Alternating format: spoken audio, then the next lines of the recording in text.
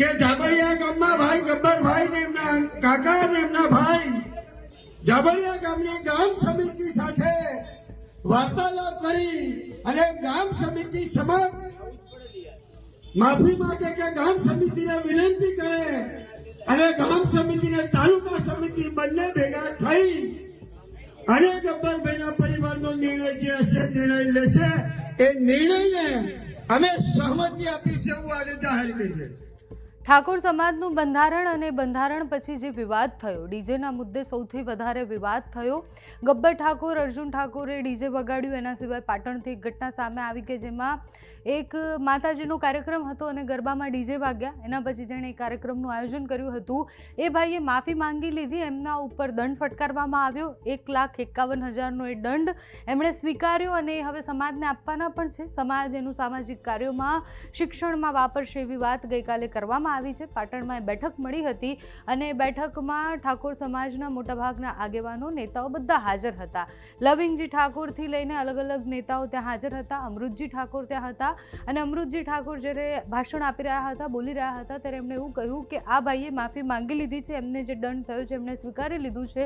હવે ગબ્બર ઠાકોર અને અર્જુન ઠાકોર પણ જો માફી માંગે છે અને અમારા શરણે આવે છે તો સમાજ નિર્ણય કરશે, એમ અમે એમને માફ કરવા માટે તૈયાર છીએ। પણ ગબ્બર ઠાકોર અને અર્જુન ઠાકોરે પહેલા દિવસથી એવું કહી દીધું હતું કે અમે માફી નથી માંગવાના, અમે કોઈ જ ઉલ્લંઘન નથી કર્યું।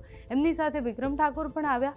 એના પછી ગેનીબેને સ્પષ્ટ એવું કહી દીધું કે સમાજ 1 વર્ષ પછી જેને માફ કરવાના હશે કે જેને સમાજ નાતબારા કર્યા છે એને પાછા સમાજમાં લેવા કે કેમ એનો નિર્ણય લેશે। એટલે ફરી એકવાર વિચારણા થઈ રહી છે કે ગબ્બર ઠાકોર અને અર્જુન ઠાકોરને નાતમાં પાછા લેવા કે કેમ।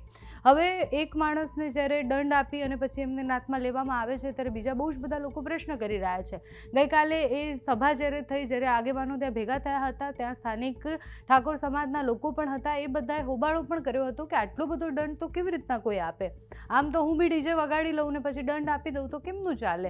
એ નિર્ણયથી બહુ જ બધા લોકો અસહેમત પણ હતા। પણ ગઈકાલે અમૃતજી ઠાકોર જ્યારે બોલી રહ્યા હતા ત્યારે એમણે શું કહ્યું, ગબ્બર ઠાકોર અને અર્જુન ઠાકોરને નાતમાં પાછા લેવા માટે શું કહી રહ્યા છે તે સાંભળો।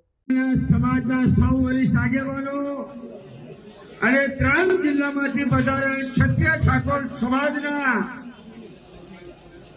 સૌ મારા પરિવારજનો, સમાજ એ પરિવાર છે અને પરિવાર જયારે બેઠો હોય ત્યારે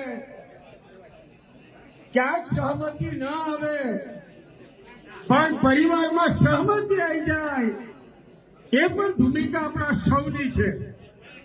આજે મગનભાઈએ ફરીથી ઉભા થઈને કહ્યું, બીજી વાર માફી માંગી અને આ દંડમાં કઈ ઘટતું હોય તો દંડ વધાર્યો તો પણ હું ભોગવવા તૈયાર છું એવી મગનભાઈએ વાત કરી છે। ત્યારે 3 દિવસ પહેલા ડીસા તાલુકાના જાબડિયા ગામે બંધારણનો જે ભંગ થયો હતો એ ભંગ બદલ જે નિર્ણય લેવામાં આવ્યો હતો એમાં આગેવાનો સાથે ચર્ચા વિચારણા કરતા મને વાત મૂકવાની મંજૂરી મળી છે।